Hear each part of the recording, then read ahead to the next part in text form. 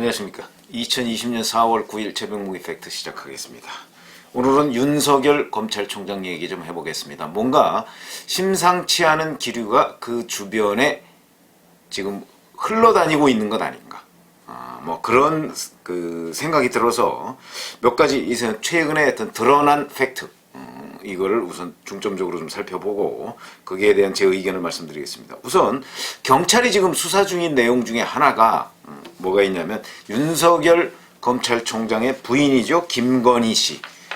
이제 코바나 컨텐츠 대표이사 이걸 하고 있습니다. 그런데 이 김건희 씨가 이제 주가 조작에 연루돼 있다, 뭐 이런 혐의가 있는 것을 바로 경찰이 내사를 한 적이 있다. 근데 그 내사를 하고서 그 보고서를 만들었다는 거 아니겠습니까? 근데 이 보고서를 뉴스타파라는 무슨 인터넷 매체가 있습니다. 그 인터넷 매체에 전달한 사건을 수사하고 있다. 근데 그 전달한 사람이 누구냐? 경찰이다. 이거 경찰. 그러니까 2013년에 경찰이 김건희 씨 주가 조작 연루 혐의를 수사했다, 내사했다는 보고서를 만들었는데 그 보고서를 뉴스타파에다가 전달한 것도 경찰이고 지금 그 사건을 수사하는 것도 또 경찰이다. 그러면 이게 도대체 뭐냐?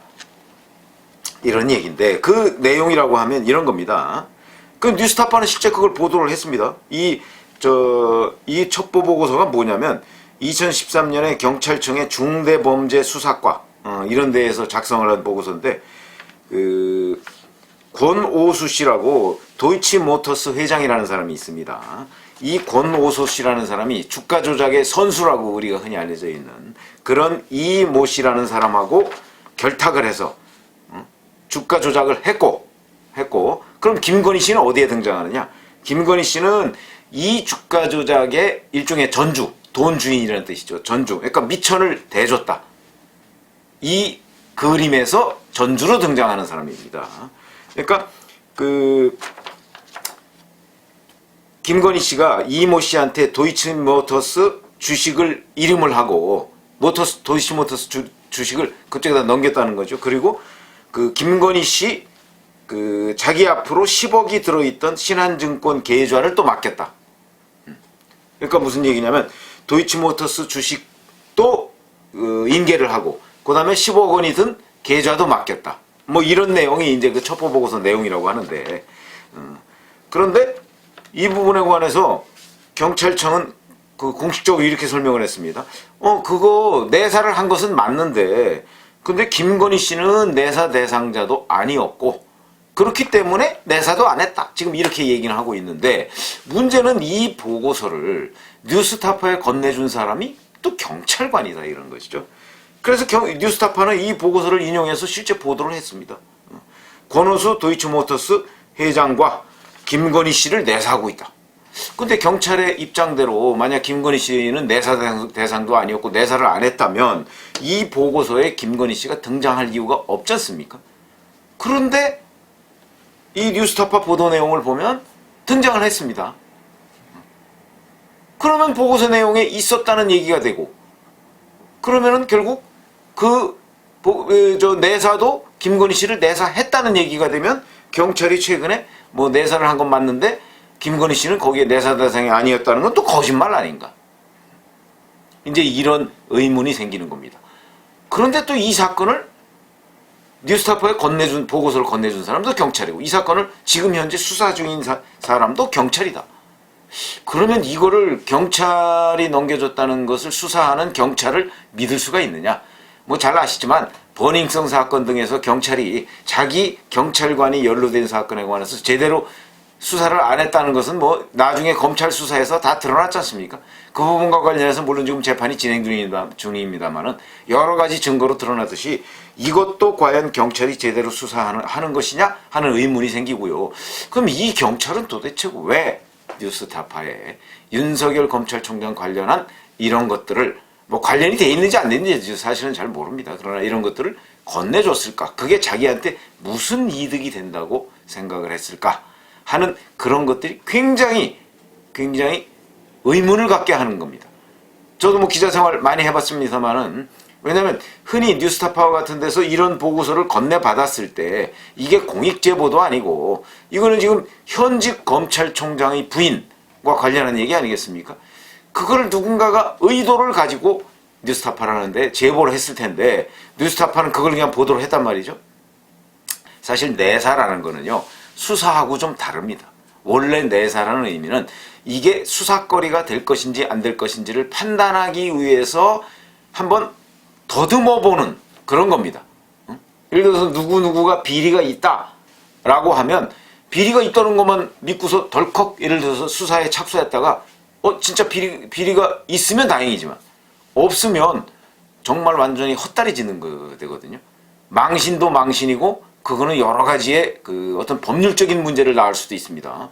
예를 들어서 검찰이나 경찰이 어떤 헛된 제보자의 제보를 듣고 또는 뜬소문 같은 얘기 듣고서 수사에 착수했다가 망신을 당하는 경우가 과거에도 여러 차례 있었거든요. 그렇기 때문에 제가 보건대는 이런 제보에 대해서는 함부로 수사에 착수하지 않습니다.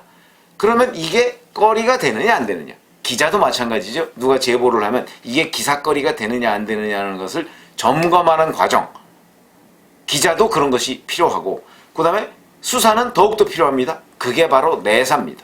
누가 뭐라고 얘기했을 때 또는 첩보를 입수했을 때 이게 과연 수사거리가 되느냐 안 되느냐. 그러니까 이거는 2013년이면 뭐 윤석열 검찰총장도 아니죠. 그때는 이제 윤석열 검사 시절인데 자, 1개 검사의 뭐 부장검사급쯤 됐을 때입니다. 근데 1개 부장검사의 부인이 연루된 혐의가 있다는 그런 첩보 보고서를 과연 경찰에서 그렇게 중점적으로 내사를 했을까?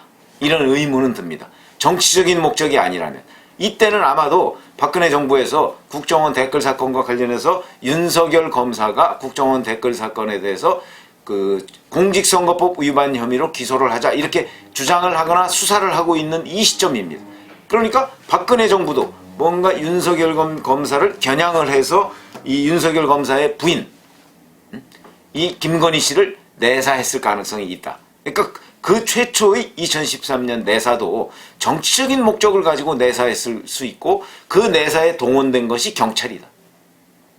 그러면 그때 만약에 이거는 정치적인 목적의 내사였다라고 경찰이 폭로를 하기 위해서 그 당시에 뉴스타파에 갖다 줬다면 저는 그거는 폭로의 동기 또는 뉴스타파에 건네준 동기를 충분히 이해합니다. 근데 그게 아니고 그때 그 사건과 관련한 내사 보고서를 최근에 뉴스타파에 갖다 줬고 뉴스타파가 그걸 최근에 보도를 한다고 본다면 이거는 그런 순수한 의도하고도 또 거리가 멀고 이거는 역시 윤석열 검찰총장을 잡기 위해서 뭔가 어두운 그림자가 지금 접근하고 있다. 거기에 뉴스타파가 이용당했다. 내지는 이용당했는지 아니면 뭐 같이 지금 뭔가 공모를 하고 있는지 하는 의심을 할 수밖에 없는 과정에 있다. 이렇게 지금 생각이 드는 것이죠. 그래서 제가 이 사건이 굉장히 중요하다. 그리고 이게 뭔가 심상치 않은 기류가 있다고 말씀을 드리는 것이고요.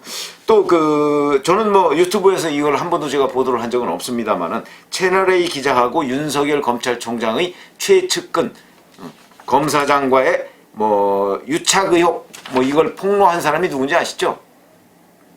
그걸 검언 유착이라고 이제 폭로를 이 지모 씨라는 사람이 폭로를 했고 이 사람이 폭로하자마자 여권에서 이 사건을 딱 물고 들어가서 윤석열 검찰총장을 공격하고 또 그 측근이 뭐 한동훈 과거 그 반부패 부장이라고 하더군요. 그 한동훈 반부패 부장 지금 부산 고검 차장검사로 가 있지 않습니까? 그 한동훈 반부패 부장과 채널A 기자 간의 통화 내용 그 녹취가 있다 하는 것을 채널A 기자가 이 지모 씨하고 얘기를 하는 과정에서 노출을 시켰다. 그걸 지모 씨가 폭로한 거거든요. 이제 그런 얘기인데 이 사람이 오늘 한 그 유튜브 채널에 나와서 또 뭐 이 사람이 원래 사기 전과가 있는 사람입니다. 그러니까 뭐 100% 믿을 건 없지만 제가 심상치 않다 이런 얘기를 자꾸 말씀을 드리는 것 중에 하나가 여기에 또 뉴스타파가 등장합니다. 무슨 얘기냐면 총선 후에 뉴스타파에서 더 충격적인 것을 보도할 것이다. 더 충격적인 것이라는 것은 채널A와 윤석열 검찰총장의 최측근 간의 검언유착 의혹, 이것보다 더 충격적인 내용이라고 얘기를 하고 있는 거죠. 그걸 보도할 것이다. 이 지모 씨라는 사람이 이것보다 훨씬 더 충격적일 것이다. 이렇게 얘기를 했고요. 그 다음에 이 지모 씨, 사기 전과가 있는 이 지모 씨하고 유튜브에 같이 나온 사람이 황희석 씨입니다. 조국 전 법무부 장관 시절에 법무부 인권국장을 했던 사람이죠. 이 사람이 거기 같이 나왔고 지금 열린민주당 비례대표 후보 8번입니다. 같이 나와서 윤석열 총장의 리더십은 사라졌다. 측근을 지키기 위해서 윤석열 검찰총장이 작전에 들어가지 않았나 생각한다. 뭐 이 생각이야 뭐 본인의 생각이니까. 지금 이렇게 얘기하고 있습니다. 윤석열 검찰총장 지금 휴가 중입니다.